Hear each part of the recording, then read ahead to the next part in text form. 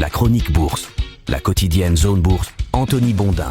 Bonjour tout le monde, bienvenue dans ce point de marché Zone Bourse. Nous sommes le vendredi 5 juin 2026 et aujourd'hui le titre c'est vers l'infini et au-delà. Les semi-conducteurs ont repris leur souffle et les investisseurs se souviennent que d'autres secteurs existent, mais ce léger retour de manivelle ne détourne pas les regards de la vague d'introduction en bourse géante qui se prépare. Pendant ce temps, les chiffres de l'emploi américain qui vont sortir cet après-midi pourraient rappeler à la Fed qu'elle a encore du travail. La stratégie boursière la plus efficace du monde en 2026, c'est-à-dire acheter tout ce qui touche de près ou de loin à l'industrie des semi-conducteurs, a pris un petit retour de manivelle dans la figure hier. Ce sont les résultats de Broadcom, l'un des porte-étendards de la spécialité, qui ont suscité une vague de prise de bénéfices sur des actions qui en avaient bien besoin. Symbole de ce retournement de tendance, l'ETF iShares Semiconductor a lâché 2%. Il ne gagne plus que 100% depuis le début de l'année, le pauvre. Ça c'est pour que vous ayez la même vision en relatif et en absolu de la situation. Mais la séance de jeudi n'est pas un cas isolé depuis que l'écosystème des puces a décidé de prendre l'ascenseur plutôt que l'escalier pour rebondir à la fin du mois de mars dernier. On a déjà eu 3 épisodes de ce type. Le plus spectaculaire a eu lieu sur les séances du vendredi 15 et du lundi 18 mai pour une baisse de plus de 6% des valeurs des semi-conducteurs aux États-Unis. Et à chaque fois, le train de la hausse est reparti de plus belle. Alors attention, je n'essaye pas de démontrer que la baisse d'hier est sans lendemain. Je rappelle juste que la libido des investisseurs pour les puces est proche de la techno-zoophilie. D'ailleurs, je sais pas si j'ai le droit de dire ça, mais c'est trop tard. En tout cas, jusqu'à présent, le marché a sporadiquement trouver des prétextes pour prendre des bénéfices, un résultat par-ci, une limite par-là, un commentaire apocalyptique de gourou au milieu, mais il a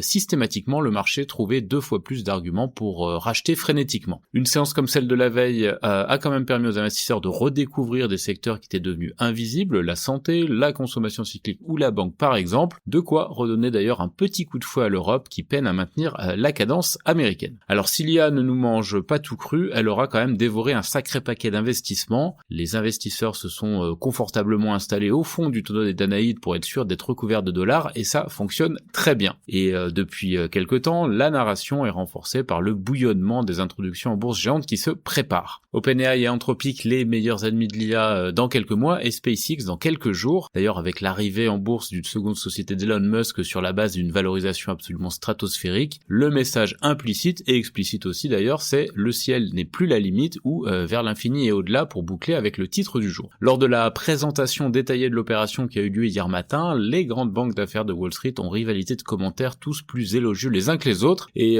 c'était pas forcément le bal des faux culs d'ailleurs, elles sont vraiment exaltées par l'opération au-delà de l'argent qu'elles vont récupérer bien sûr en faisant partie du pool de prestataires de l'IPO. La vraie question maintenant c'est de savoir si cette IPO justement de SpaceX prolongera la pesanteur technologique jusqu'aux opérations d'Anthropic et OpenAI ou si ce sera une forme d'acmé du cycle boursier actuel. Même si les investisseurs ont un petit peu peur de toute cette exubérance, ils continuent à se ruer dans la brèche en dépit des prix de l'énergie élevés, du marché de la dette privée et du private equity qui se tend, ou encore de l'accroissement des probabilités d'une hausse de taux un peu partout qui rendra l'argent plus cher et donc plus rare. Drôle d'époque boursière qui repose tout entière sur la promesse technologique, mais on a déjà vu ça il y a quelques années. Pour revenir à des considérations plus terre-à-terre, ce qui est tout à fait à contre-courant de l'actualité, vous l'avez compris, les chiffres mensuels de l'emploi américain seront annoncés cet après-midi à 14h30. Les préindicateurs ne laissent pas entrevoir de fléchissement et si le marché du travail des États-Unis reste vigoureux, les paris de hausse de taux de la Fed vont se renforcer parce qu'il y aura de la marge de manœuvre additionnelle pour lutter contre l'inflation sans trop endommager l'économie. Le consensus tape sur un taux de chômage stable et relativement faible à 4,3% pour 85 000 créations d'emplois dans le secteur non agricole aux États-Unis. Un petit mot quand même sur la situation au Moyen-Orient qui n'évolue guère. En revanche, les choses ont l'air de bouger un petit peu à l'est de l'Europe. Volodymyr Zelensky a écrit à Vladimir Poutine pour reprendre les discussions de paix. En Asie-Pacifique ce matin, le marché coréen coule à pic puisqu'il surjoue à la hausse et à la baisse le comportement des semi-conducteurs. Le Kospi lâche ainsi plus de 4% pour finir la semaine. Le Japon et Taïwan perdent plus de 1%, ce sont aussi des marchés qui sont très corrélés à la technologie. L'Australie rend 0,7%, les baisses sont plus modérées du côté de Hong Kong, de la Chine continentale et de l'Inde, mais on baisse un peu partout. L'Europe est donc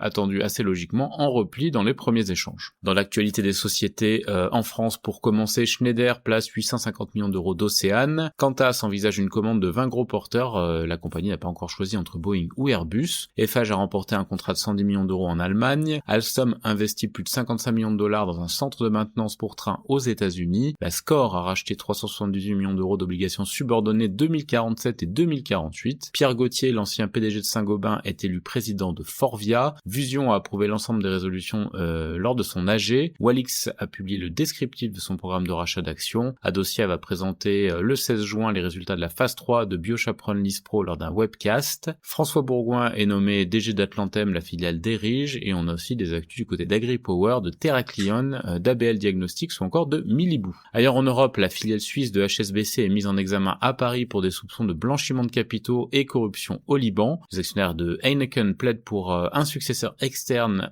au CEO selon le FT. Givaudan s'offre une participation majoritaire dans la maison de parfumerie espagnole Eurofragrance. ABB va fournir des systèmes d'alimentation et de propulsion pour 2 remorqueurs électriques en Inde. Generali nomme un nouveau directeur des investissements pour le groupe. Terna porte son programme obligataire au MTN à 6 milliards d'euros. Oxford Biomedica reste ouverte à des offres de rachat après avoir rejeté la proposition d'Equity. SBM Offshore cède une participation de 45% dans le navire Chalchi loué à Woodside. JD Sports envisage la cession de son activité de distribution Billionaire Boys Club, et la Cour suprême des États-Unis donne raison à ICMA dans le litige de contrefaçon de brevets contre Amarin. En Amérique du Nord, Blackstone a limité pour la première fois les rachats de son fonds de crédit privé phare. Lululemon chute de 11% hors séance après ses trimestriels. Boeing envisage d'accélérer la cadence du 737 pour se rapprocher de ses objectifs de production et de ceux d'Airbus, selon Air Current. Walmart intègre les menus Subway à son offre de livraison en 30 minutes. Visa et Braille explorent un règlement en stablecoins privés pour le paiement institutionnel. Lakefront Biotherapeutics et Gillhead finalisent l'acquisition d'Ouro pour 1,7 milliard de dollars au comptant. Terry Duffy, le CEO de CME, alerte sur le risque systémique des nouveaux contrats perpétuels en crypto. Le PDG de Sienna rejette toute comparaison avec la bulle Internet. Brian Chesky, le CEO d'Airbnb, lance un nouveau laboratoire d'IA, et PG&E franchit le cap du million de raccordements solaires résidentiels aux États-Unis. Ailleurs dans le monde, TES décroche un contrat d'équipement de puces de 21,2 milliards de won auprès de SK Hynix. SoftBank fixe le prix d'une émission obligataire de titres hybrides de 270